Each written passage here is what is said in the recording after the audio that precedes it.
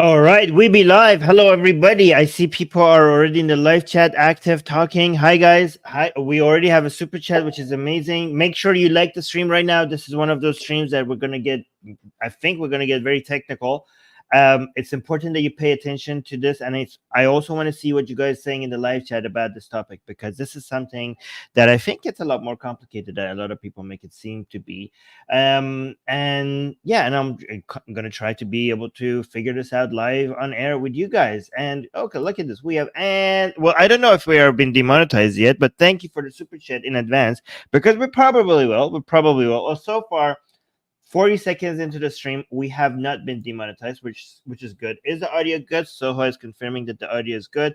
People are saying hi, and also Soha is reminding you, everybody, to like the stream right now. It's important that you like the stream at the beginning of the stream for you to attract more people to this stream, so people end up watching it. So please go ahead and do this right now. This was a debate on the Piers Morgan show. It was the response to Netanyahu just recently coming out and saying no to Hamas's deal for a ceasefire, which we are going to now see what that deal was, what the response was, and what we think and what you guys think about at what point there should be a ceasefire, should the war stop, shouldn't.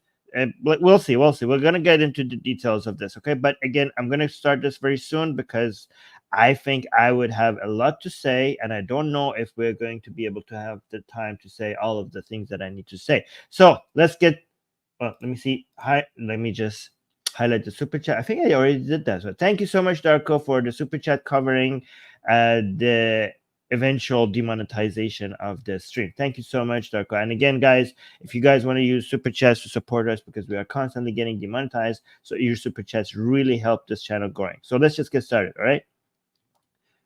This breaking news an hour before I came on air, that Benjamin Netanyahu has categorically dismissed Hamas's new calls for a prolonged ceasefire in Gaza, pledging to forge ahead with Israel's military campaign until securing what he terms as total victory.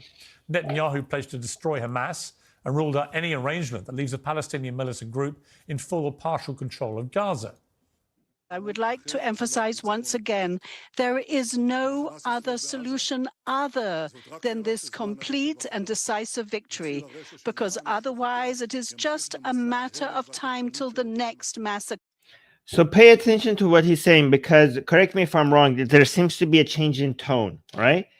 Initially, when this war started, the thing that Netanyahu and his administration said that they require for this war to stop was the complete elimination of Hamas. Now they're not saying that anymore. They're saying complete victory, right? So is that an acknowledgement that Hamas is not something that you could just destroy with such military operations? So we'll see. What do you guys think? Let me know in the live chat. What do you guys think? And the axis of terror from Iran will continue. So only by destroying Hamas. Yeah, guys, I understand a lot of you are saying like Hamas refused to the deal as well. Like there were other deals that Hamas refused, and people are saying like wrong question. Should not Hamas should have not started this war anyways. Guys, yes, Hamas is evil. I think we in this channel we already on that we have established that we blame Hamas for civilian casualties in Gaza, and Hamas started this, and Hamas is to blame. That is not something you could continue to repeat when we are trying to figure out what is the best strategy going forward. So there are, when it comes to the international community, us, other commentators, I know the IDF, Israel's government, the Israeli people, what is the best thing to do right now? If you keep saying, well, Hamas shouldn't have started the war, that is not a serious conversation. Yes, obviously Hamas should not have started this war, okay? But figuring out now that Hamas started this war, whether you should do A or B or C or D, and in response to A, B, C, or D, you're like, well, Hamas this, Hamas that. Like, okay, yes, Hamas is a terrorist group. Hamas is evil. Hamas should not even exist, okay? Obviously. But what is the proper response right now? That is a different discussion. Will we have security for the state of Israel? Okay, so Adi is saying he is still talking about completely destroying the Hamas military arm. That is still, okay, that is still okay, thank you for confirming that. I think that's the wrong conversation to be have had here, right? Because that is basically setting up yourself for defeat if that is what you're asking for. Again, it used to be destroying Hamas completely. Now they're saying Hamas military arm, which is more achievable again. But I think they're even if they're saying that, I think they're changing the way they talk about this right now. Destroying Hamas's military arm, that is different from completely eliminating Hamas. So maybe that's an acknowledgement that Hamas's support, Hamas's ideology, Hamas's propaganda will still be there, even, and they're not going to be able to destroy that. In the north and in the south, because Hamas would like to radiate its terror all over the Middle East. Well, joining me to discuss this is the Israeli-American journalist Emily Schrader, the Israeli-American activist and author Miko Peled, and the Palestinian commentator Omar Badr. Well, welcome to all of you. Start with you, Emily. A lot of people around the world imploring Israel to have some kind of ceasefire, not least to get the hostages out, but also to stop the relentless killing of innocent Palestinians, women, children, and so on. But Netanyahu absolutely... Okay, this is unfair description of what's happening. First of all, there's two types of pressure on Israel's government for ceasefire. There's a pressure from inside of Israel by many people, but not all. I think the majority of Israelis want this war to continue until there's some sort of a victory. Correct me if I'm wrong, people in the live chat. There are many people in Israel that want this war to stop. There are mostly the family of the hostages. Again, correct me if I'm wrong. Their request for this war to stop is so that they could get the hostages back, and also so that the hostages in Gaza are not being killed because of the bombardment. The pressure from outside of Israel on Israel to stop this war is because the misunderstanding, basically what Piers Morgan just said, like they said, indiscriminate killing of children, Palestinian children. So that Israel is not doing that. Israel is not attempting to kill civilians and kill children.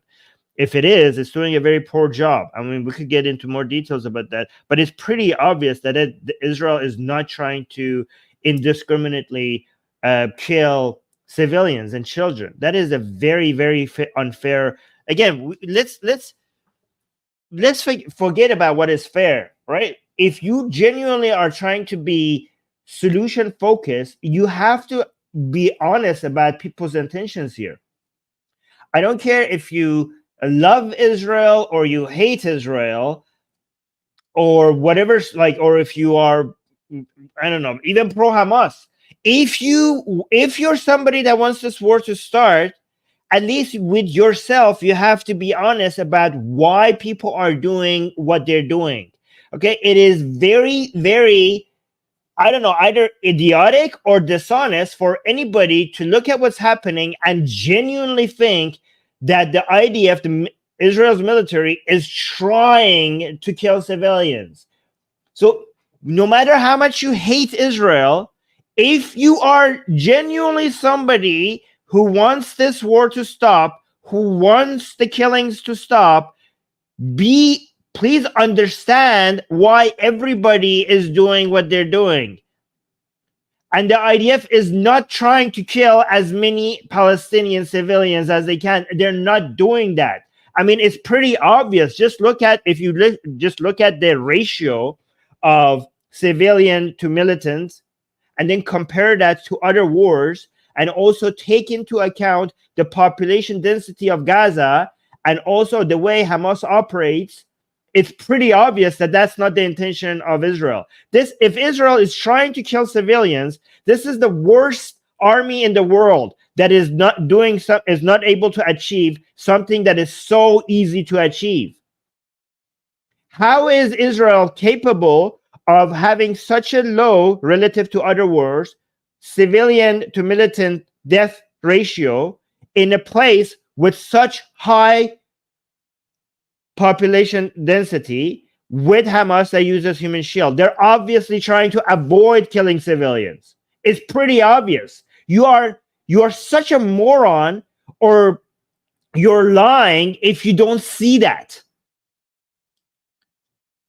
Oh my God, let's continue. Absolutely adamant tonight, no deal, no ceasefire. We will go on until Hamas are completely finished. What is your reaction to this? Well, first of all, thanks for having me on this important topic tonight. I think the way that Yeah, people are saying, yeah, Armin, you serious? Yeah, I am serious. Do you not see this? Do you not see that if Israel's army genuinely was trying to kill civilians, the death numbers right now would be 200,000 or 300,000 or something like that.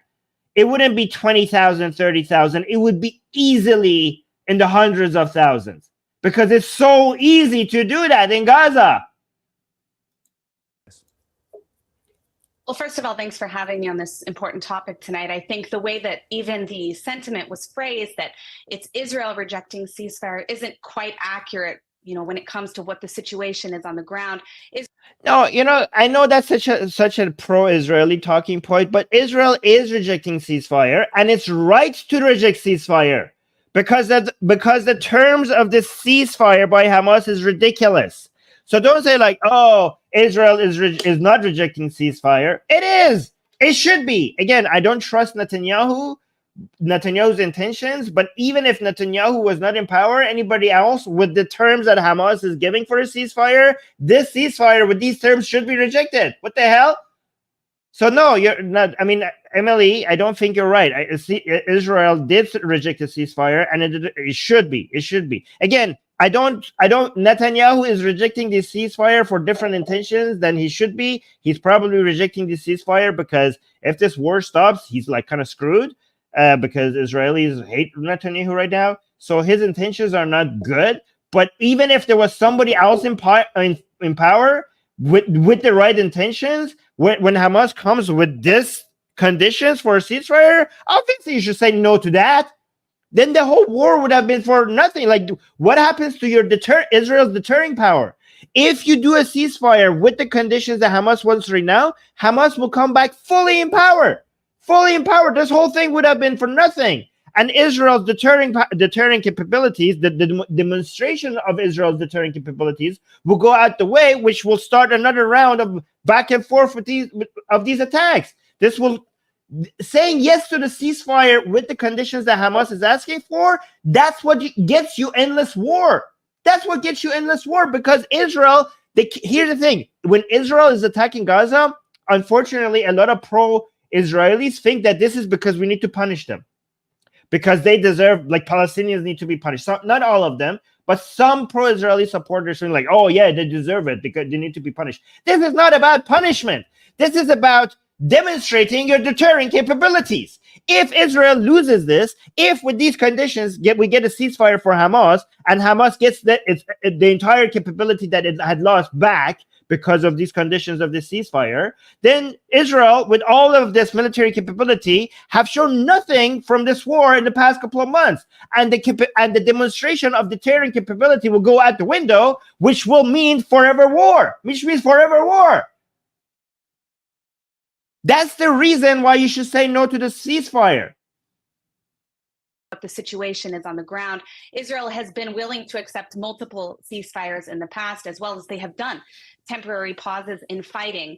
The reality is that we had a ceasefire on October 6th. It wasn't Israel who started this war, but it is Israel who will finish it. And you cannot invade the sovereign borders. We're not even talking about disputed territory. We're not talking about the West Bank, but the sovereign borders of the state of Israel, rape, murder, and maim innocent people, and then kidnap over 200 more and expect that you can dictate the terms of your own survival and staying in power in the Gaza Strip. This is just not the way it works, and Israel would actually be in violation of international law for doing so, because Israel. Okay, yeah, okay. Israel should be finishing it, and Israel should be. I mean, technically, in any war, when you need to finish this war, there is you do, no matter how evil your enemy is, there is some conversation with the enemy, right? Like in World War II, do you think like there wasn't a conversation with the Nazis? There was, obviously there was, right? But here's the thing: when we say Israel will finish this war, well, we have to understand how. right? What is finishing this war look like? Because if you come and say finishing this war looks like Hamas completely is gone, well, yeah, that is not going to happen. That is not going to happen. So what you should have, what the definition of finishing this war should have been, Hamas cannot rule over Gaza. Instead of saying, so you need to replace Hamas with something else. Okay, so there's two problems with this. There is no something else, which we could talk about later a little bit down the road, but once we further get into this. But the goal of Israeli army should have not been to completely annihilate Hamas, because that will never end.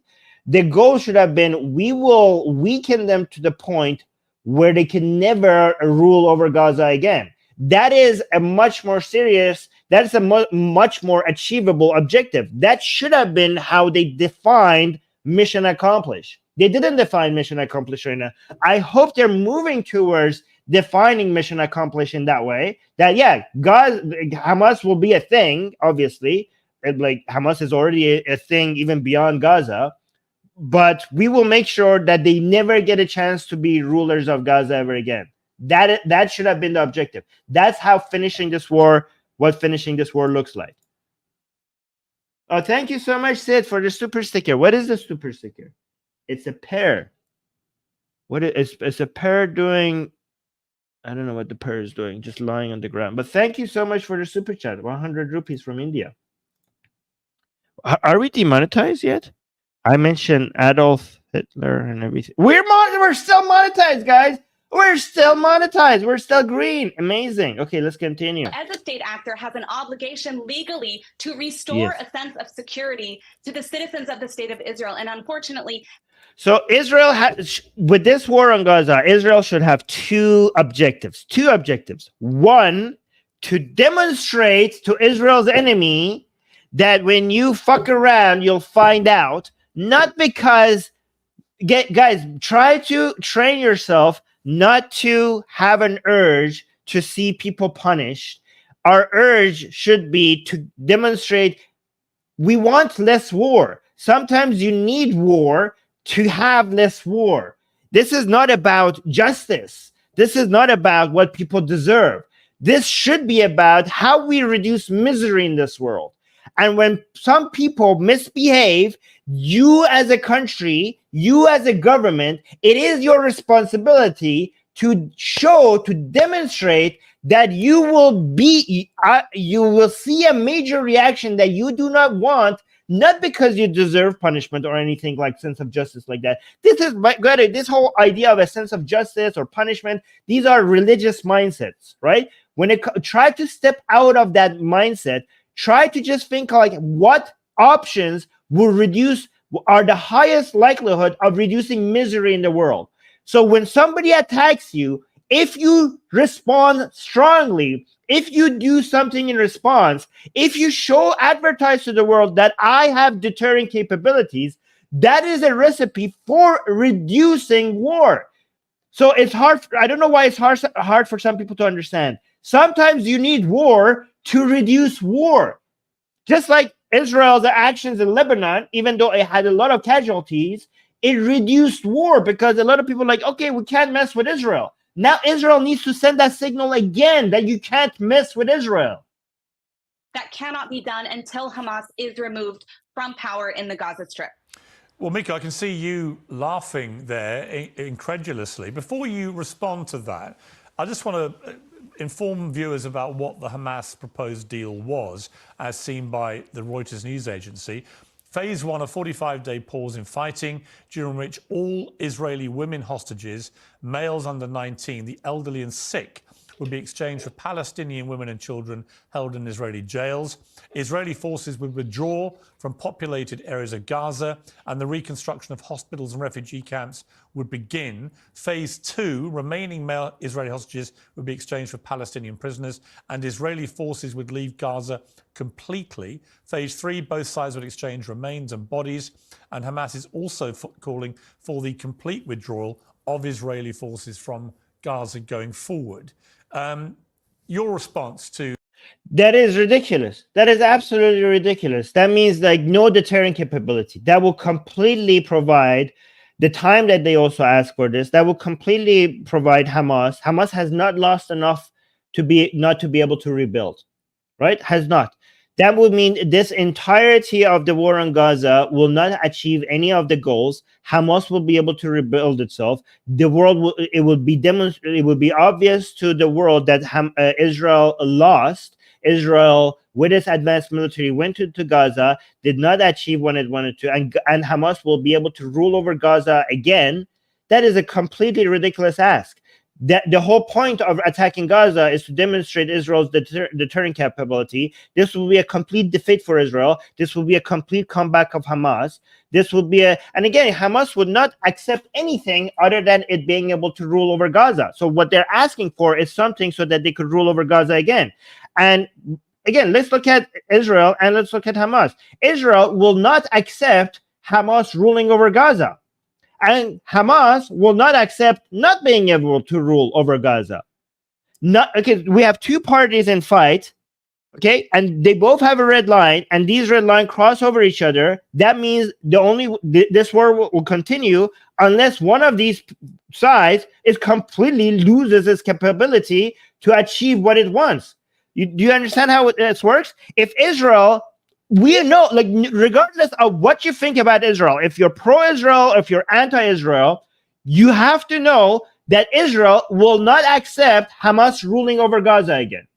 And whatever you think about Hamas, if you're pro-Hamas, if you're anti-Hamas, you have to accept that Hamas is not going to accept not being able to rule over Gaza again. So if you want peace, regardless of what you think about Israel and regardless of what you want about Hamas, okay, if you want peace, one of these two entities have to be able to completely lose their capacity of doing war.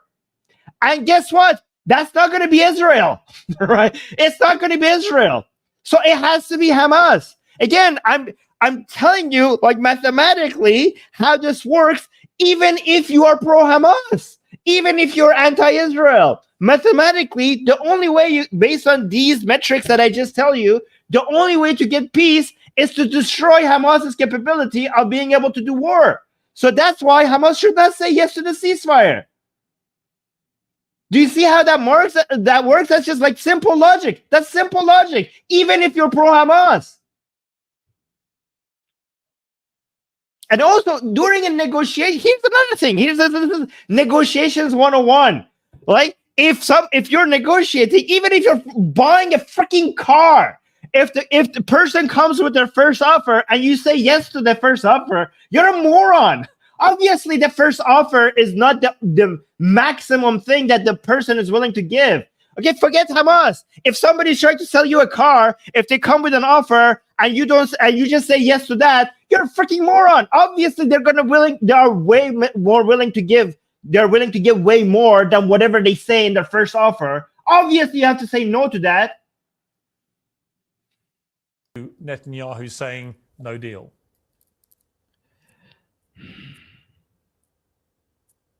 Oh, your mic is off, sir. Your mic is off. Mika, I'm sorry. I think you're muting.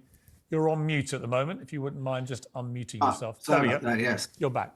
Well, it seems certainly that the Hamas proposal is reasonable, and Netanyahu, being a genocidal maniac who wants to continue the killing and the bloodshed. Okay, you're not a serious person. Like, when you start talking like this, you know what? No matter what side you are, okay? If you start talking like this, then you're just here to virtue signal. You're here to virtue signal. You're not genuinely, when you start talking like this, I don't care if you're pro-Israel or pro-Hamas or whatever, okay? If you are not a person that is genuinely trying to figure out a solution that reduces the misery in the world. You're just here to just grandstand and like, hey, look at me. I am such a good person. I am going to be the most anti, the other side as possible. That's what you should do. You're just virtue signaling. This is not I don't know who this person is, but you're not important. You're not a serious person to listen to. You're not solution oriented. Well, it seems certainly that the Hamas proposal is reasonable, and Netanyahu, being a genocidal maniac who wants to continue the killing and the bloodshed, is not interested. I mean, I think we've seen that the last several months of his policies in Gaza have led to what can only be described as mass genocide. It's not mass. How is it? Who is this guy? He has all these books behind him, and he doesn't even know what mass genocide means. How is it a mass genocide? How is this mass? If they're doing genocide, like nobody has done genocide as poorly as Israel has done in the history of genocides. How do they, if they're trying to do mass genocide, how are they sucking so much as mass genocide? Do you know, for you to say something is somebody is committing genocide, you actually have to prove intent? If I'm trying to look at intent, how is Israel achieving lower than global average civilian to militant ratios in casualties in such a population dense area with civilian shields, with human civilian shields, if they were actually, because genocide, when the word, I don't know if this person understands the definition of genocide, but when you say genocide, you have to show intent. You can't just show numbers and say like it's genocide. Genocide requires a proof of intent. The ratio, the population density, and the way Hamas operates shows the opposite of your claim. And since the entire world is standing with him and he's not seeing he's not facing any consequences seriously, there's no reason for him to stop. And so the question is, will the international community step in and force him to stop the killing, force him to accept the Hamas or the Palestinian proposals? Oh, look at that! Was a Freudian slip. Like, oh, the Palestinians. These are Hamas sympathizers. Okay, like he knows he can't see it. Like that was like Hamas. I mean the Palestinians. The Palestinians. Yeah, sure. And will the international community stand by the Palestinians who are now, like I said, presented the world and presented Israel with a very reasonable proposal for ceasefire? Having said that, I think the ceasefire is nowhere nearly enough. I think the entire international community needs to come in and declare a no-fly zone over Gaza and impose severe sanctions against the state of Israel, particularly now since it's obvious that the state of Israel is refusing even a very reasonable proposal. How are you going to do that? How are you going to do that? Like your own international communities came and looked at this and they could not find any proof of genocide, right? There's no proof of genocide. The international court did that. There is no proof. And here's the thing. I am willing to even accept that there is a very likelihood that there are individual bad actors within IDF that do have genocidal intent and are doing acts within IDF. You will be able to find bad actors and bad soldiers and maybe even some commanders, right, that are doing individual actions that could be described as genocidal. You will be able to find that because you could probably find that in most wars. Even, like, do you think like when the Allies were attacking Nazis, you couldn't find bad actors within the Allies? You're always going to be able to find that. But if you judge the entirety of how the IDF is operating, the entirety, not individual bad actors, there has been no military in modern history that has gone so much out of their way to try to reduce civilian casualties. Never in the history of modern warfare you could find a single other example of any military doing so much to try to reduce civilian casualties. But what do? You're just like 20,000, 20,000, 30,000, 30,000. Oh, this is a high number. You don't care about the high numbers in all other wars, especially in other places where Muslims were dying as well. But this is because Israel is doing it, because Jews are doing it. You just throw away that number, not looking at the ratio, not looking at all the other context, not looking at the fact that Hamas uses human shields, not looking at the population density, ignoring all the other things Israel is trying to do to reduce civilian casualties, and you just fixate on the number. No, it's not just the numbers. The numbers would be a lot higher if Israel did not respond. What should have Israel done? What should have Israel done? Why don't these people tell us what Israel should have done in response to October 7th? Do you know if you attack a country and the country doesn't respond, you're asking for more war? Do you understand that the casualties would have ended up being higher over the long term? Oh, thank you so much, Parvana, for the super chat, saying he repeatedly calls the proposal reasonable, but gives no reason as to why it seems reasonable to him. That's actually a good point. Well, let's see. Maybe he does. But thank you so much, Parvana. Yeah, how is it reasonable? How is it reasonable? The proposal, accepting this proposal, means Hamas will be back in power in Gaza. How is that reasonable? That would mean more war forever. By the way, since we got a super chat, let me see if we are demonetized yet. Guys, we're still not demonetized. What's happening today? We're still green. I even mentioned Hitler. Wow, this is a good day. Thank you. By the Palestinians, by the Palestinian representatives in the Gaza Strip. So it seems very, very clear. The only question is, why is the international community not standing with the Palestinians and not helping the Palestinians to enforce at least this very reasonable proposal? Okay, but to play devil's advocate here, Israel's position is that Hamas committed an appalling terror attack on October the 7th, killing over 1,200 people, many of whom were innocent women and children, butchered in the most savage manner. And they have publicly stated since then, Hamas, that they will do the same thing again and again and again if they're able to. And at the moment, depending on which figures you look at least half the Hamas fighting force is still there and still fighting, representing to Israelis an existential threat to their very existence. So why should Netanyahu, in that circumstance, allow half of Hamas to continue to exist and present that threat to his people?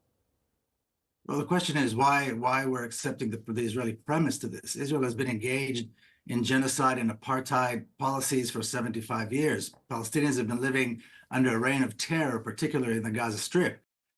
Okay, that is irrelevant. Even if it's true, what does that got to, what he said is the reality on the ground. Oh my God. Guys, okay, Israel is not apartheid. That is ridiculous. How is that? You're talking about Gaza? Are you talking about Gaza when you're talking about apartheid? Gazans are not even Israelis. How could you have apartheid on people that are not even your citizens? But that's another point. Let me see what Piers Morgan is saying is that if you stop the war right now, Hamas will be able to regain, like Hamas attacked Israel, which is true, killed so many civilians, which is true. Hamas right now, if you stop the war, they will be able to regain control over Gaza, which is true. Based on these realities, why would we accept a ceasefire at this moment? This guy is like, well, Israel is apartheid. Okay, even if it is, which is not, but even if it is apartheid, the realities that we just listed for you are true. Even if Israel was an apartheid, the fact that another a terrorist group attacked Israel and killed so many of its civilians requires a response. The fact is that if you do not destroy Hamas's capability to rule over Gaza, Israel would have lost this war. And if Israel loses this war, it is not able to demonstrate its deterrent capability. Demonstrating your deterrent capability is a requirement for less wars. All of these are realities. What you're saying is, first of all, false, but even if it was true, it's irrelevant to the question that is being asked. It's like, oh, you asked me a hard question. Don't look at here. Apartheid, Israel evil.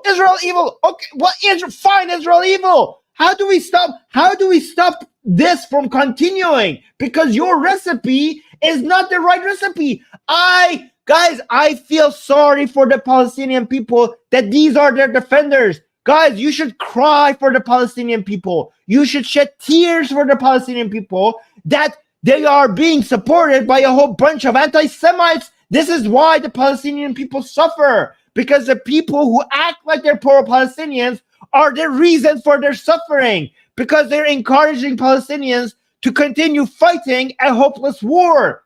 And they don't want peace. These people don't want peace. Do you know what they want? They want justice. They don't want peace. They want justice. And do you know what is the problem for wanting justice instead of peace? Is because people have different definitions for justice. Okay, you get continuous war when everybody on every side wants justice. All right. Do you know how you switch people's mindset to go from wanting justice, which everybody has a different definition for what that looks like? Do you know how you change people's mindset from wanting justice to wanting peace? Do you know how that happens? Guys, tell me in the live chat. You agree that if A and B are fighting, and A wants justice and B wants justice, and the idea of what justice looks like for A and what justice looks like for B, that means this war continues. Do you know how you could convince one of these people to just forget what you think about justice and just want peace? Do you know how that happens? How does that happen historically? How did people of a nation or a state go from like, you know what, forget justice, let's just end this war? How does that happen? How does that happen? No, they don't come. No, people are saying compromise. I'm saying, how do they compromise? How do they like forget justice? Let's just end this. Yes, you defeat them. You defeat them. Completely defeat them. That's how people like forget it. That's what happened to Germany. That's what happened to Japan. That's what happened to Jordan. That's what happened to Egypt when it comes to Israel. You're like, yeah, you're not going to win. You convince the other side that they're not going to win. That's how you end wars. That's how you get peace. You don't get peace by stopping the war. You get peace by continuing to the war to the point that the other side loses the will to continue fighting. I guess what? This is not going to happen to Israel. It's not going to happen to Israel. So no matter what you think, like, oh, this is so unfair, like Israel needs to be punished some way, they have been committing war crimes. Okay, keep wanting that. That means war forever. If at some point, okay, guys, let me tell you a dark truth, a dark reality. Even if Israel was evil, okay, and Palestinian people were all good, and Hamas was a force for good, okay, even if we lived in that alternative reality, okay, even in that world, Palestinian people should just surrender because they're not going to win this war. They're not going to win this war. Even in that world, if you genuinely wanted to peace, then Israel should be able to completely defeat Hamas. Even in that world. So what do you want? What do you want? You want fairness? You want justice? Or do you want people to stop dying? Or do you want people to actually have peace and prosperity? Because that will come when Israel completely defeats Hamas's capability to rule over Gaza. And let's continue. And present that threat to his people. Well, the question is why we're accepting the Israeli premise to this. Israel has been engaged in genocide and apartheid policies for 75 years. Palestinians have been living under a reign of terror, particularly in the Gaza Strip. This is not the first time that Israel massacres civilians by the thousands in the Gaza Strip. So why Palestinians are resisting and why Palestinian fighters came out of Gaza on October 7th. He's resisting. He's referring to October 7th as Palestinian people resisting, okay? You know what you're doing? This is why I'm saying I cry for Palestinians, because these are the people who defend them. Because you know what the signal that you're sending to Israelis, you are, even in your wildest dreams, you're not going to be able to change Israel's behavior like this. If you come and call October 7th as an act of resistance, then why should Israelis pay attention to what you have to say? Why would Israelis give in to international pressure when people are referring to October 7th as an act of resistance? You are signaling to Israelis that it doesn't matter what they do. Okay, even like, let's say how many Palestinians have died in Gaza because of Israel's attacking, right? Let's say it's 40,000, right? When you call October 7th as an act of resistance, that means that if instead of 40,000, it was 1,000, or if it was 500, you will still consider Israel evil. So why should Israel worry about international pressure when it's evil regardless of what it does? When you people are like, oh, Israel, people are now anti-Israel because of how many people are being killed in Gaza and stuff, right? When October 7th attack happened, even before we got to these numbers, people were coming out protesting against Israel when the Islamic Jihad bombed a Gazan hospital and people thought it was Israel. People were protesting in the streets regardless, without any evidence that this was Israel. People were celebrating, or people were ripping out pictures of hostages of Israeli children in the streets before Israel started responding in Gaza. So Israel is, when you consider Israel to be regardless and blame them for everything, no matter what they do, that means that you have lost your ability to exert pressure on Israel because you're signaling to Israelis that they are evil no matter what they do.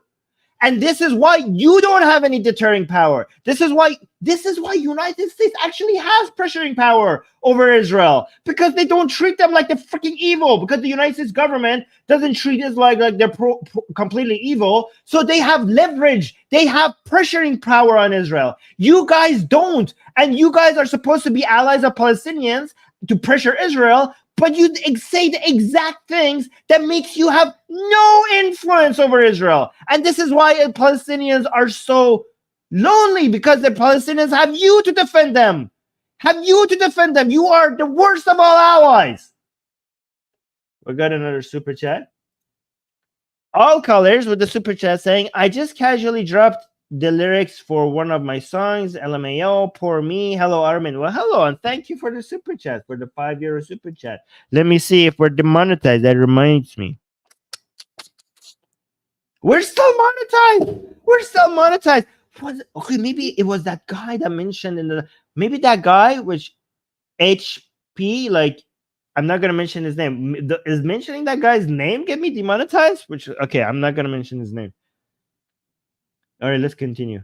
Came out of Gaza on October 7th and engaged in resistance is not the question. Well, it's not resistance, is it? I mean, what is resistant about raping and murdering and kidnapping innocent civilians? Absolute resistance. How is that resistance? He continues. She's saying, like, how is that resistance? They were raping and killing children. How is that resistance? It's like, it's absolutely resistance. It's absolutely resistance. Holy crap. Why? Piers Morgan, you're making Palestinian people, if they knew what they were, what was best for them, they would like complain, like, why are these people, why are these our defenders? This is embarrassing.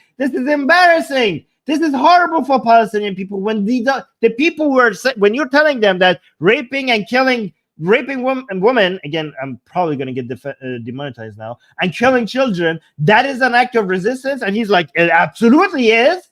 Palestinians, is this the person you want to be defending you?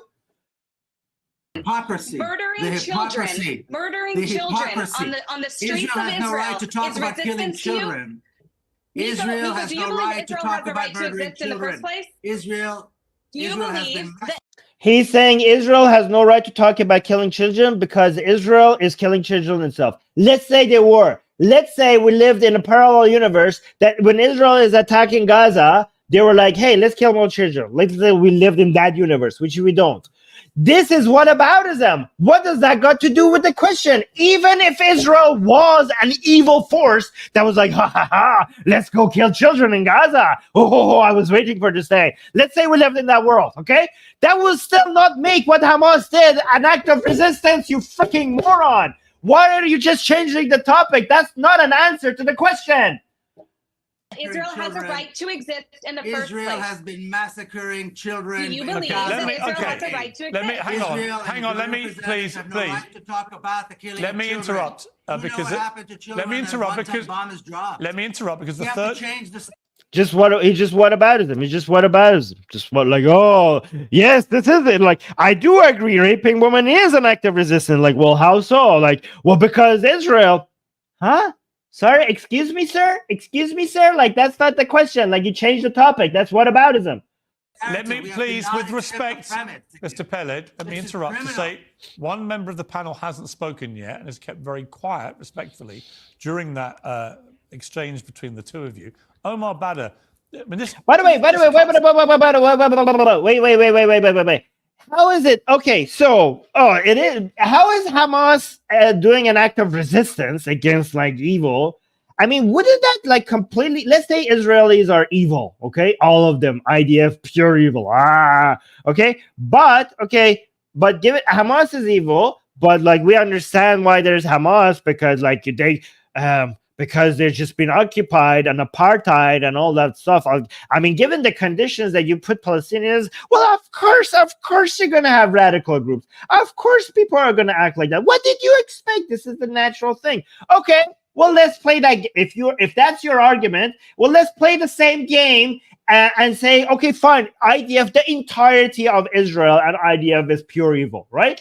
Well, I don't know, given all of the terrorist attacks on Israel, given that from the very day one of Israel's foundation, all these Arab countries decided to just attack Israel all at the same time, multiple times, and they are constantly asking for the annihilation of the entire country of Israel, and they have hadiths and scripture and the actual genuine intention to just wipe out the entirety of the Jews and kill everybody. Maybe like even if Israel was evil, wouldn't you be like, well, they're resisting that? That's just an act of resistance to all of that. How is Hamas is like, well, they're just resisting to a force of occupiers and apartheid? Well, then even if Israel was completely all of them far-right fascists, wouldn't you be like, well, what did you expect? How could we not have far-right fascists in Israel, given the environment that they're in, given all this anti-Jewish hatred in the Middle East and the genuine desire and the genuine acts of trying to get Israel to get wiped out the map by, one of the most powerful governments in that region, also constantly funding every single person that signals that they're trying to wipe out Israel completely. Given all of that, wouldn't you be like, well, Israel is just doing an act of resistance. Even if they were doing genocide in Gaza, wouldn't you be like, well, what did you expect when you radicalize them? You radicalize them. You're constantly doing terrorist attacks on them. You're constantly signaling that you want to completely destroy every single one of them. How could they not get radicalized? That's just a natural response. How does that argument not work both ways then? Oh, we got more super chats. Oh no, we got a new member. Thank you so much, Prince Stephen II. But thank you so much for being a member. Okay, wait. You became a Satan's minion. Well, I appreciate having you. You joined the Atheist Republic Army. And now we have joined the Republic. That's how I should say it. Okay. Nathaniel, what is this? Nathaniel, I think, Robinson. Thank you so much. Peace requires security. Yes, and peace requires defeat. We constantly say peace requires defeating your enemies. That's what it requires. Thank you for the super chat. And then all colors, thank you so much for the super chat saying, this airheaded Delulu boy just needs to shut up and let her speak. He's showing his utter ignorance with no grace. Well, thank you so much, all colors, for the super chat. Appreciate it. Well, now we got all these super chats. Oh, we got another super chat by Parvane saying, still monetized? You said so many words out loud. Yeah, I mentioned I don't even know how YouTube works anymore. I mentioned that guy's name, and I got demonetized like this. I'm using the R word. I mentioned, Adolf H. I mentioned, like killing children and genocide, and we're still monetized. I don't know how YouTube operates. I don't understand the rules. I don't understand what we're supposed to say for YouTube to just be like. But thank you so much for the super chat. I appreciate that. Story, really. If you view what Hamas did on October the 7th as simply resistance, then to me you are ignoring the reality that it was an appalling terror attack. You can have absolutely legitimate concerns about the scale of Israel's response. I have them myself. But do you genuinely also believe that it was resistance, what happened that day? I'll get to that in a minute, but I do have to respond first to the gall of somebody invoking the killing of children in light of Israel having killed nearly 12,000 Palestinian children buried under the rubble over the past 3 months. Okay, this is how you get more Palestinian children killed, right? This is how you get more Palestinian children killed. Like, here's the thing: even if Israel was evil, that is what happens when you attack a country. Okay, when you attack a country, first of all, it's whataboutism again. Like, how dare you talk about children dying in, I don't know, Israel? Let me actually look at his phrasing again. Look at this. I'll get to that in a minute, but I do have to respond first to the gall of somebody invoking the killing of children in light of Israel having killed. Yeah, okay, so we cannot talk about Israeli children dying because Gazan children are dying.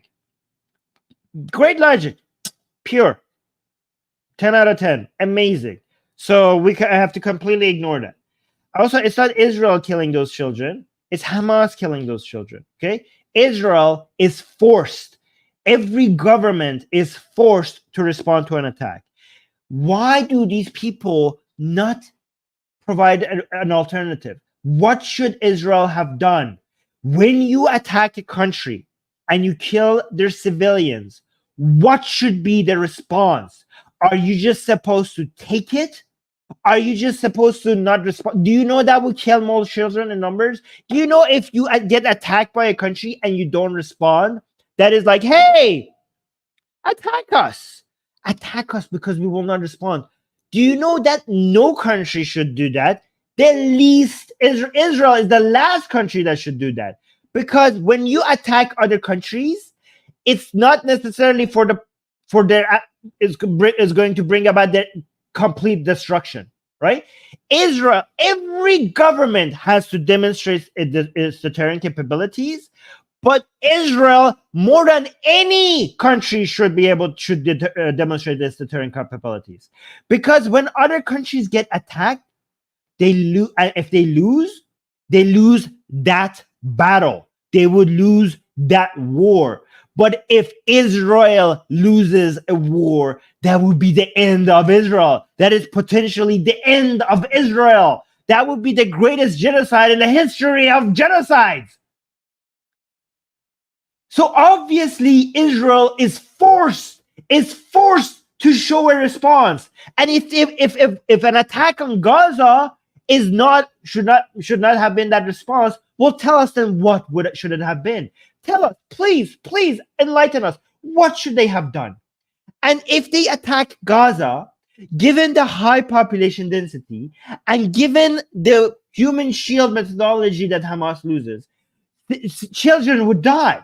The children who are dying in Gaza, the civilians who are dying in Gaza, their ratio is lower than the average globally. So are you against all other wars?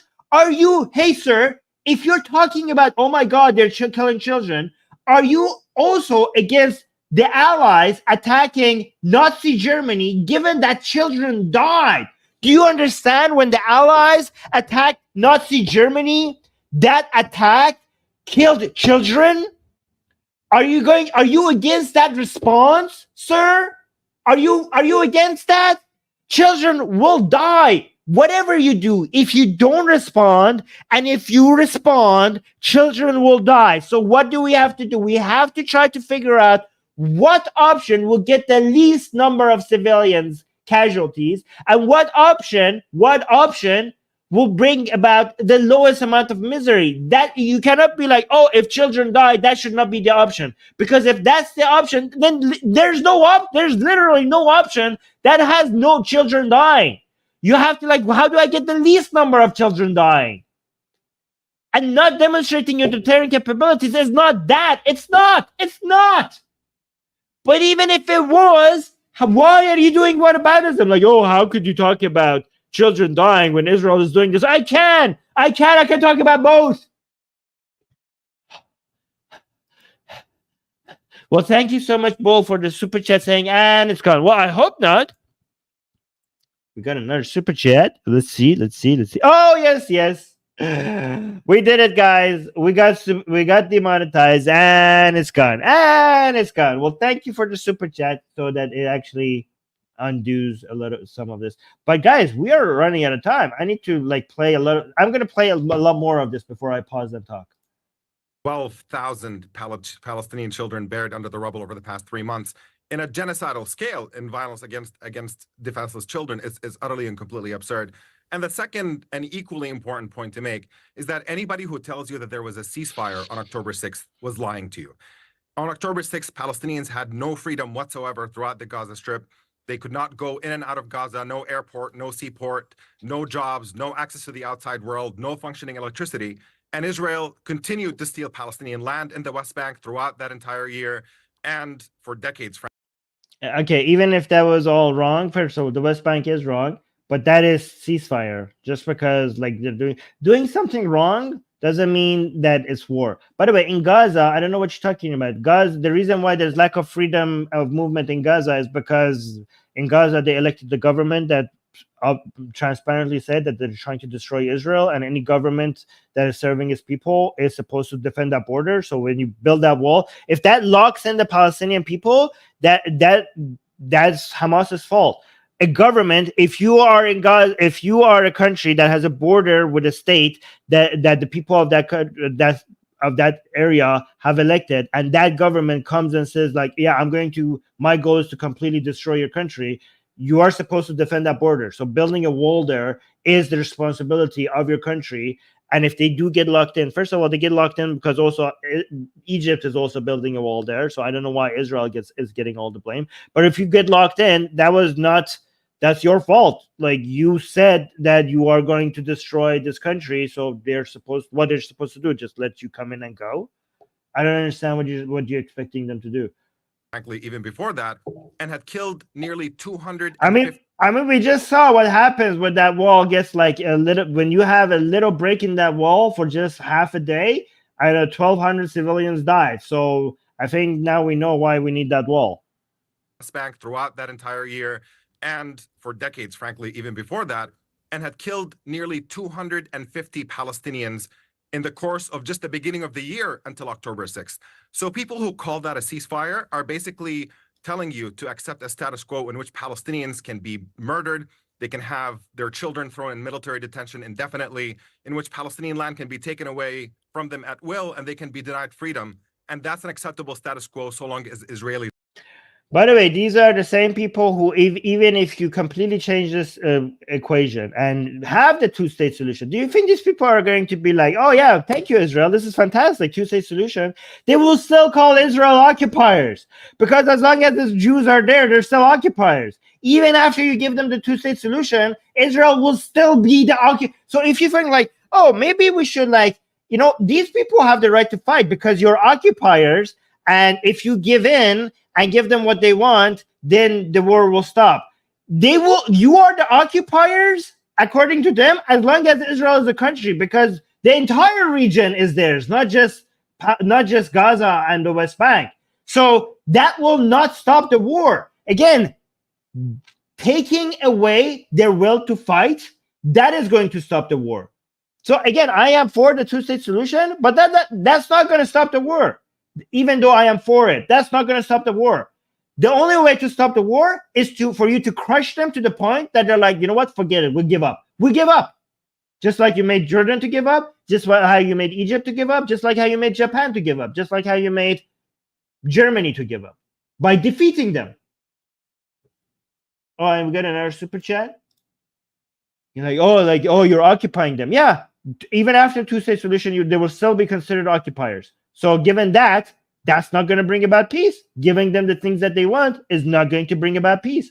Asian American saying, I've seen leftists argue for a Jewish state in Europe, given their level of guilt and shame. Well, they're idiots. That's not going to happen. I'm not even going to entertain that thought right now.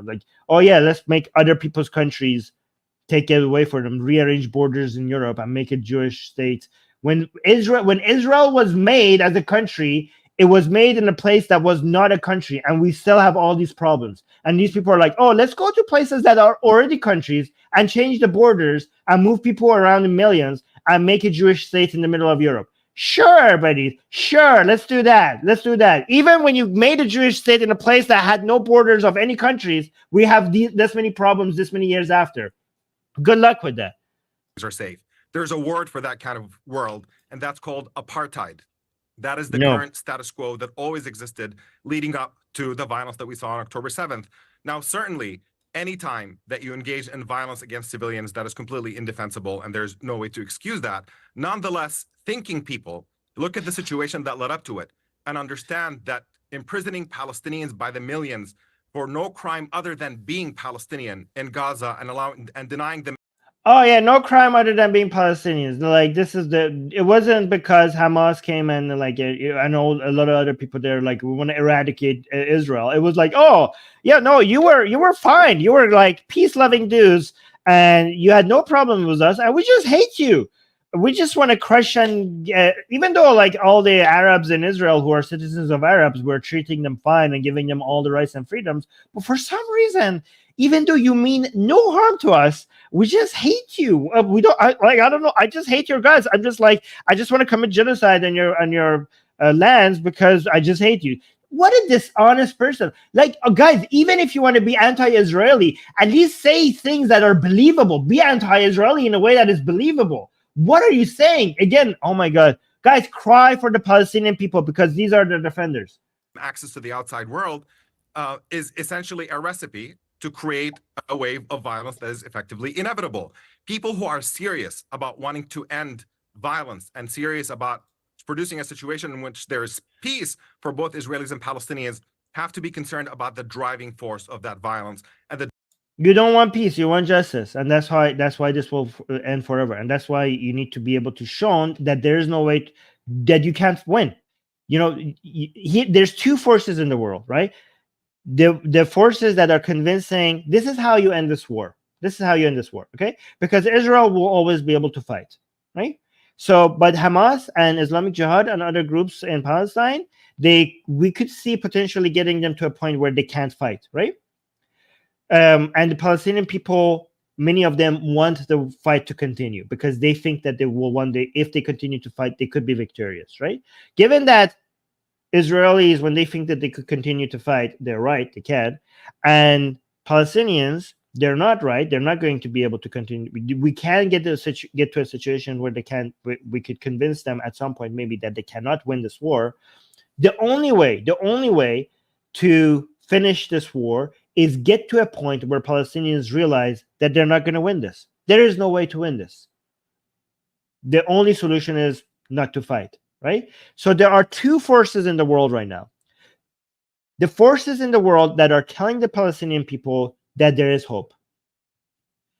That there is hope for victory. There is hope. I agree that there is hope. But there's a hope for a military victory, right? And there are forces in the world that are telling them, just give up. Just accept peace. It will be better for you. Just give up. Give up the fight. I know your ego might not let you want to, but look at Germany. Look how good they are right now. They give up. They lost. And look at how amazing Germany is right now. You know, Japan gave up. Japan, when after the atomic bombs, they were like, okay, yeah, nope. Before the atomic bombs, they were like, okay, let's continue fighting this to the last man. After the atomic bomb, like, yep, nope. We surrender, completely surrender. Look at Japan now. You think there's shame in surrender? Look at Japan right now. Look how amazing Japan is. So do you want your ego to be intact? Or do you want peace and prosperity and security? You have to choose one. So again, it's a competition between these two forces. People like this guy on the screen right now, who's telling them that they have the right, that they should fight. It's a just fight, that they have to continue to fight. These people are bringing misery upon the Palestinian people. And other people who are telling Palestinians the truth. That no matter what you think about justice and fairness, if you want justice and fairness, you're screwed. You are screwed and your children are screwed. If you want peace and security and prosperity, maybe for your children at some point, just surrender. Stop fighting. Even if you think it's unfair. So these two forces, these two narratives, whoever wins If we win, if our narrative wins, Palestinian people will eventually have peace and security. If these people win, if these people continue to manage to convince the Palestinian peoples to continue to fight, and Israel is evil and Israel needs to be defeated, these are the worst people for Palestinians. Okay, wait, like Troel, thank you so much for the super chat. Troel is saying Denmark lost Scania, the southern tip of Sweden today, in a war in 1658. Thus, Danish land has been occupied for 366 years since it was originally Danish. I mean, well, technically, every land, most land is occupied land based on that standard. Well, thank you so much, Cheryl, for the super chat. We need it because we got demonetized, right? But based on the standards of what these people call occupied land, there is very little non-occupied land. And you know what is also occupied land based on these standards? 21 Arab countries is occupied land. Only Saudi Arabia is not occupied land. But the rest of Arab countries, they're all occupied land by Arabs based on the standard. But let's continue. Driving force is absolutely Israeli apartheid that has denied Palestinians freedom for too long. And until you solve that underlying problem, you're never going to get into a situation in which there is any safety or security for anyone. You continue using all these buzzwords, apartheid, genocide, and those aren't what those words actually mean. But I do want to clarify a few things that you commented on. It's nice of you to dispute them, but Amnesty International, Human Rights Watch, and the UN disagree with you. I shouldn't be speaking about killing children. There is a massive difference between a deep even Amnesty International. If you look at their reports, okay, so Amnesty International is not, and Human Rights Watch, I have read their reports, and it's the level of dishonesty when it comes to Israel. It's so obvious. It's so obvious. Israel is obviously not apartheid. I mean, if you even say Israel is apartheid in West Bank or Gaza, then you don't even know what apartheid is referring to. It's second-class citizens. If you have citizens and some of them are second-class, then that would make it apartheid. These people are not citizens of Israel. How could you be a second-class citizen of Israel when you're not even a citizen? Like, I don't even understand how is this even a discussion? Oh my God. Defensive war targeting terrorist targets that are using civilian sites, including UN schools, including hospitals, endangering their own people in the Gaza Strip, something that they themselves have admitted. And the invading of the sovereign borders of a foreign country and murdering children in their home on a Jewish holiday. Let me ask Emily a question. Emily, Gaza is not a defensive war. Let me ask Emily. Let me ask. Let me. Excuse me. Israel did not start this war. If you could stop shouting over each other, let me ask Emily a question, and it's this. Emily, look, I think Israel had a right to defend itself, a duty to defend itself, but we now have, as we've heard, I think it's 12,000 children believed to have been killed. Another 20,000 or so have been orphaned. 2/3 of Gaza has been flattened. And here Benjamin Netanyahu says after 4 months, well, we're nowhere near finished. There's months more of this. We will continue until the last Hamas terrorist is gone. Okay, but that may mean the entire Gaza Strip is gone, destroyed, flattened. It may mean, well, hang on. It may mean the number of children killed doubles to 20,000, maybe 30,000. Well, see, this is not how it works. It's not linear, right? So a lot of people are saying that, look how many people are killed, and if this continues a couple more months, the number of people who killed will double.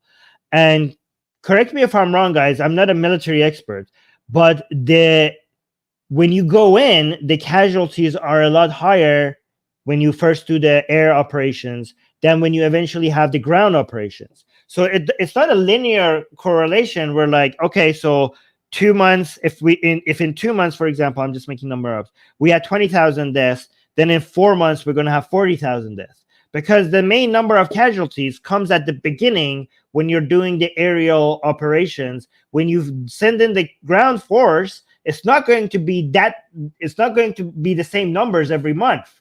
I mean, if you look at the numbers right now, the number of death casualties per day has dropped very significantly in Gaza compared to the initial part of the operation. And that's why it's insane for you to do a ceasefire now, because the main cost, the main civilian cost is at the beginning. And now that you have taken that out, now comes the part that tries to achieve the objective. But if you go back and stop all of this, and then Hamas rebuilds itself, and then have to go back in later, that's going to get you more civilian casualties, because then now you have to do the initial part of the operation when it gets you the highest number of civilian casualties again at some point. So now that you have taken that really high cost that it's at the beginning away, you should continue with the part that has lower civilian casualty part. If you stop now, then you have to go do the first part at some point again. Do you understand? Guys, does that make sense what I'm saying? At what point does this become, even to people who support Israel implacably about this, does it become just utterly disproportionate? Guys, what I said was very important. Do you understand what I just said? What I just said was very, very important for people to understand, because we're trying to reduce civilian casualties. And people think like, oh, ceasefire means less civilian casualties. It's hard for people to understand how ceasefire sometimes means more civilian casualties. We have to make this point because intuitively it doesn't make sense to people. People think like, oh, if you just stop the war, less people will die. They don't understand. No. Sometimes if you stop the war, more people will die. Well, I think proportionality isn't the actual question here. There's a very easy way to end this war, and that is to return all of the hostages and to surrender unconditionally. That is what Hamas should be doing. That is where the focus and the pressure of the international community. Hang on, but Emily, that would not. Would. That those would are Israel's, no. Benjamin Netanyahu. No, hang on. Benjamin Netanyahu has stated unequivocally this goes on until Hamas are finished, all of them. That means exactly. That means another 20,000 people have to be killed, right? No. Who are just the terrorists. No. So he's not going to stop if the hostages got released tomorrow. But that's not true. I said Netanyahu, the unconditional, Emily, let me finish. Let me finish my question. Of Hamas. I don't think Prime Minister Netanyahu has any intention, even if the hostages get returned tomorrow, of letting 20,000 Hamas terrorists remain in power in Gaza. He's going to continue. But I already. Yeah, I mean, okay, so I don't think Netanyahu's objective is just to continue this war so that he could stay in power. So forget, let's look at what the right thing to do is, regardless of what Netanyahu wants, right? And Netanyahu is not good for the Israeli people, obviously. But again, it doesn't. It's not based on the numbers. Like when you are, no military works like this. Like people are like, how many Palestinian casualties are enough? Like, okay, so 20,000 people have died. Okay, so what is it enough? And they're like, what do you mean? What is enough? Like, how many more people civilians have to die in Gaza for this to be enough? I'm like, oh, do you think that's how it works? Is that how it works? It's like IDF is like the objective of the IDF. Military operations in Gaza was like, okay, like guys, let's go in and let's get 50,000 civilian casualties. And once we hit 50,000 civilian casualties, that's when we know we have achieved our objective. Why are you asking how many civilian casualties are enough when the number of civilian casualties dying is not the military objective? The military objective should be, I think, in my opinion, to get to a point where we know Hamas will not be able to rule over Gaza anymore, right? That is the military objective. So it's not based on the number of civilian casualties dying. It's based on reaching that objective. That is the goal. So stop acting like, okay, so yeah, once we hit, this is the number of civilian casualties that would be enough. And that goal will be achieved in two ways. The first way is to continue this war until Hamas's capabilities are destroyed to the point where they can't rule over Gaza. But the second part, which is even more difficult, is to find a replacement, which seems impossible right now because the Abbas is also genocidal and fucking maniac, and also is not even approved by the Palestinians themselves.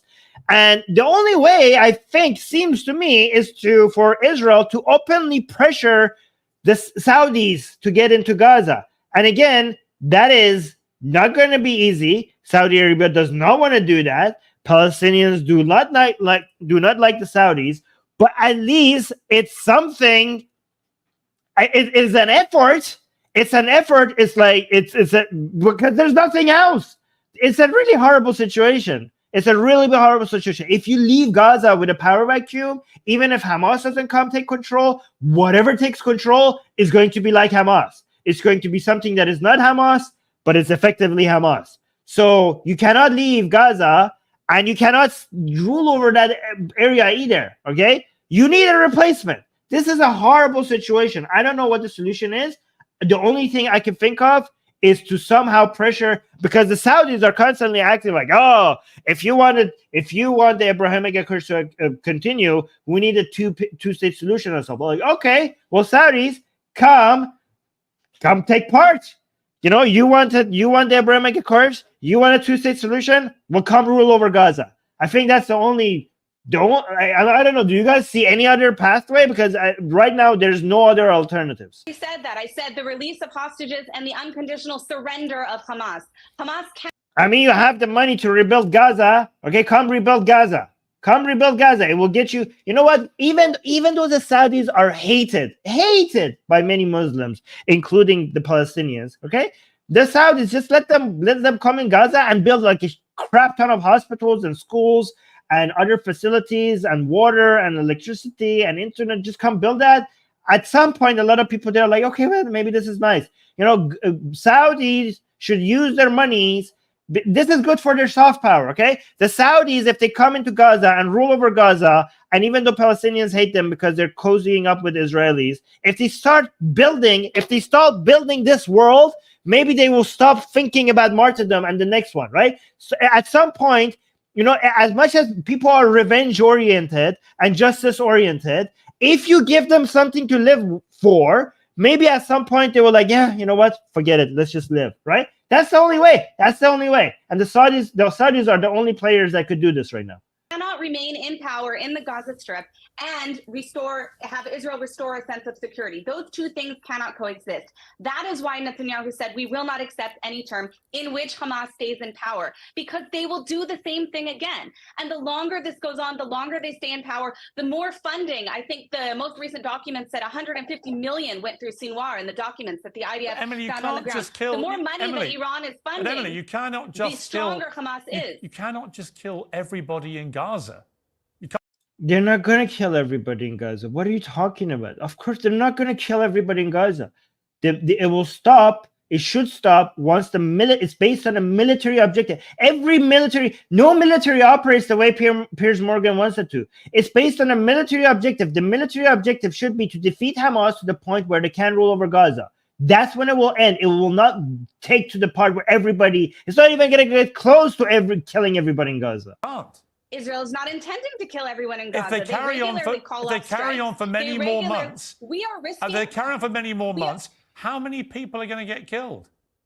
No, I can't answer that question as to how many people are going to be killed, but I can tell you that not a single, not even one more person would be killed if Hamas surrendered unconditionally today. All right. Okay, but that talking point doesn't work anymore. You know, I am pro-Israeli, as you know, I'm pro-Israeli, but saying like, oh, don't ask Israel, ask Hamas. Well, okay, good luck with that. Like people are like, oh, don't ask Israel this and this and that. Hamas should just surrender. Okay, well, I'm sure they will listen. I'm sure we could go talk to Hamas and be like, hey, guys, maybe you should just surrender. And Hamas is going to be like, oh, okay, we didn't consider that. We will surrender tomorrow. Like, that is not also, you know, I'm pro-Israeli like Emily is, but that is also not solution-oriented. There's obviously, even Hamas is obviously evil, but there's obviously things that Israel could do that are better and stuff Israel that could do that are worse. Judging which one is better, it does not mean we're not blaming Hamas. Listen, we have to be killed. Can I suggest something? Yes. May I make a suggestion? Since Netanyahu and his government have, before October 7th, have already, and previous Israeli governments, have murdered more civilians than Hamas ever did, why don't we flip this equation and say, so did the allies in Germany, that the hostages will be released once Netanyahu and his government are taken to The Hague and charged with war crimes. I think it makes much more. Go take them. Yeah, I'm completely in support of taking them to international courts. But like, if there's no evidence, then you guys should shut the hell up. And if there's evidence for individual bad actors in Israel, then those individuals should be punished, but not the entirety of Israel and not the entirety of IDF. The Israelis have killed far more Palestinian children and Palestinian civilians than Hamas or any Palestinians. It's not about the numbers, it's about the intentions, because the intentions will give you the overall number of civilians dying. Again, I already said this. It matters. It's Hamas, if they could, Hamas, if they could kill more, they would have killed more. Hamas, if they could kill, they would kill all of Israel, right? Israel is trying not to. Israel is Israel's attack on Gaza is ending up in more civilians dying, but Israel is trying to reduce civilians dying. Hamas maybe killed less civilians, but Hamas was trying to kill more civilians. The intention really matters because the intention shows the long-term results of the actions of what different actors are doing, right? So if you want to be short-sighted and like, oh, this many civilians died here, this many civilians died here, so these are the worst people, you're ignoring the intentions and you're ignoring the long-term effects of every side's policy. So the long-term effects of responding in Gaza is less civilians dying. The short term right now, you might seem like, okay, comparably is more civilians dying, but the long-term effect of responding to an attack in your country and responding in Gaza, the long-term effect means like eventually you have to showing your deterrent capability is the only way that you eventually will stop the war, and that will end up killing less people. So yeah, in a short amount of time, you will see like, I don't know, 20,000 or 30,000 civilians dying. But these numbers would be a lot higher if this war just continues indefinitely. You have to pay a heavy price so that you don't pay a higher price down the road. I don't know if that makes sense to people. Ever have. Israeli attacks on Gaza preceded Hamas by decades. Israeli attacks in the West Bank go on. Israeli attacks in Jerusalem go on where Hamas is not in charge. Okay. So, I mean, this whole Hamas excuse is ridiculous. Okay. Why don't we do this? Okay. Let's wait till we remove Netanyahu's government and then negotiate. I think that should be the condition. And the Israeli military, which is a genocidal terrorist. Well, I mean, I would like to remove Netanyahu from the government right now, but unfortunately, the laws in Israel works in a way that as long as the war is continuing, I don't know how you guys operate there, but it seems like Netanyahu cannot be removed while this war is continuing. So, yeah, I mean, I think it would be better for everybody, Israelis and Palestinians, if Netanyahu is not making the decisions right now. But yeah, he's like we're stuck with this guy while the war is continuing. And the Israeli military, which is a genocidal terrorist organization. So you're asking for things that are just not going to happen, I guess. Is disarmed and dismantled. That will be a good time. Okay, let me give the final word to the Palestinian on the panel, which is you, Omar. Look, we have to stop this pretense that Israel is engaging in accidental violence in which Palestinian civilians are killed. Every major human rights organization in the world, including, by the way, Israeli human rights organizations, document that the Israeli military is engaging in indiscriminate violence. Not true. We have reports that shows the civilian to death ratio is lower than many other wars, and we have seen we also have very credible reports about everything that Israel is doing to try to reduce civilian casualties, and we also have way more than a ton of credible reports to show that Hamas uses human shields. So wrong. Yeah, I'm sure if you just focus on Amnesty International and some other people like that are genuinely anti-Israeli, you will see reports like that. But also these reports that I mentioned also do exist. Against civilians.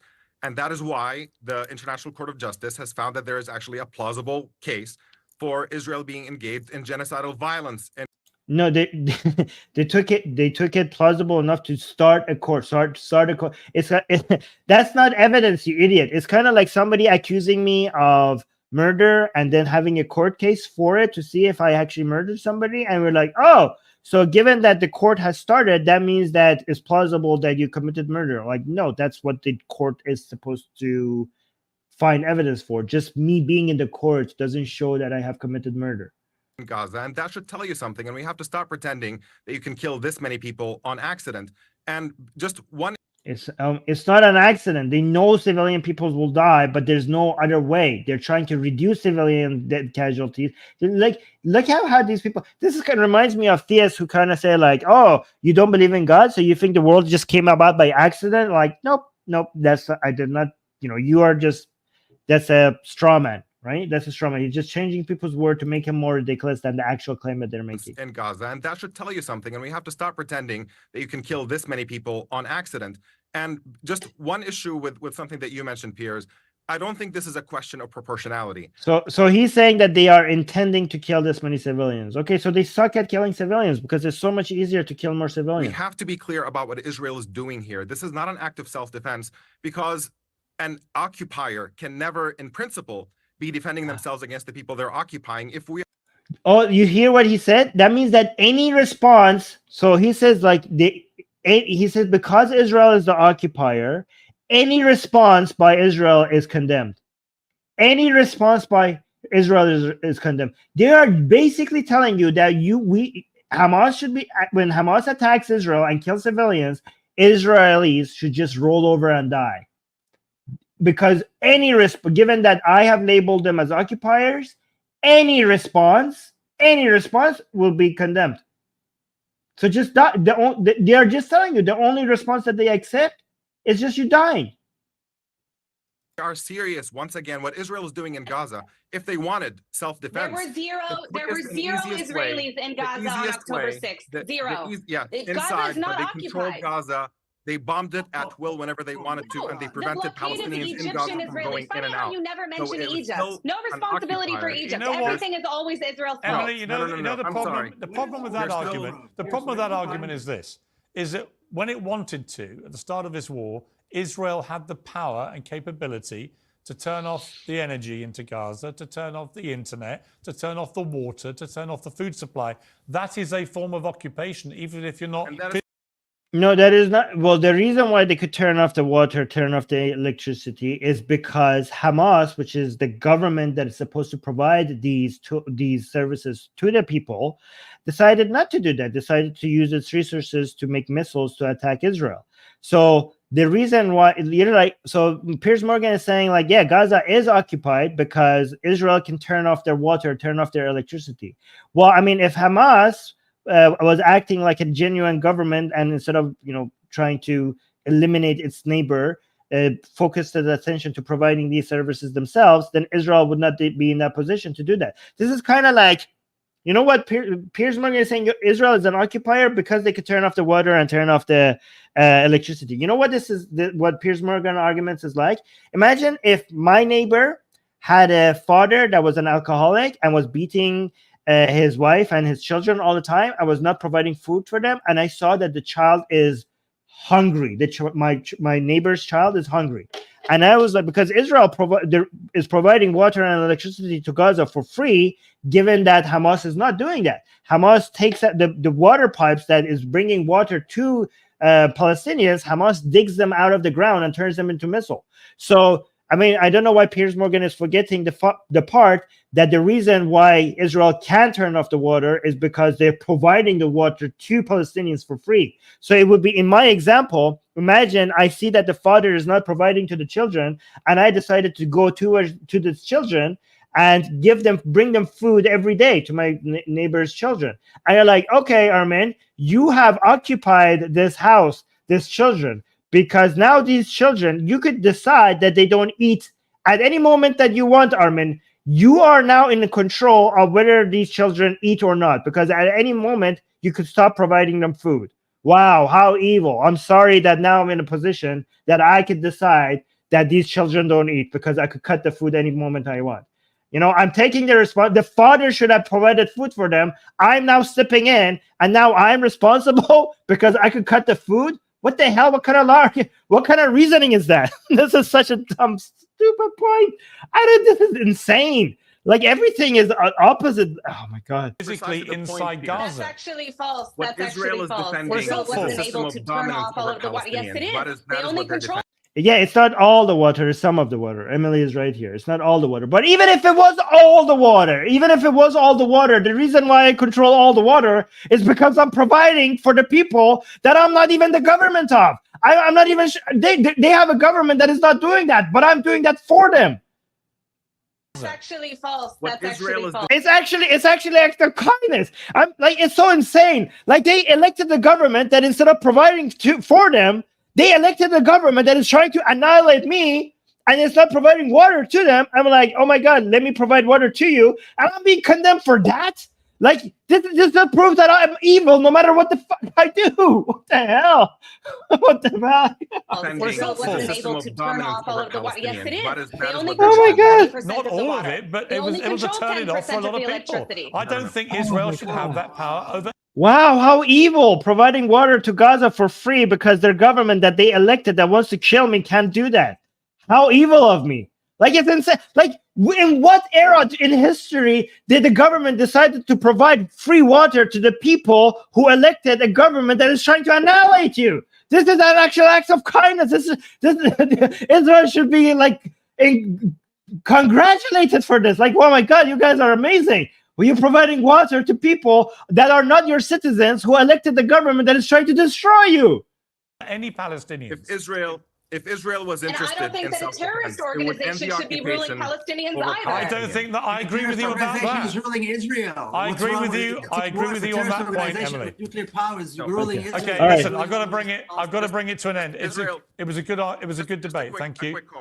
I've got to leave it there. I'm sorry. We've run out of time. We've gone longer than I was expecting to. I appreciate the passion on all sides. I hope we can get to. Guys, I perform better than all of these people. Even Emily has brought some really good points, but I think I brought up better points than all four of them, okay? Make this channel well known. Atheist Republic is a good channel. We are making some really good nuanced points here, and more people need to see this. Share this video, subscribe to this channel, tell other people to come subscribe.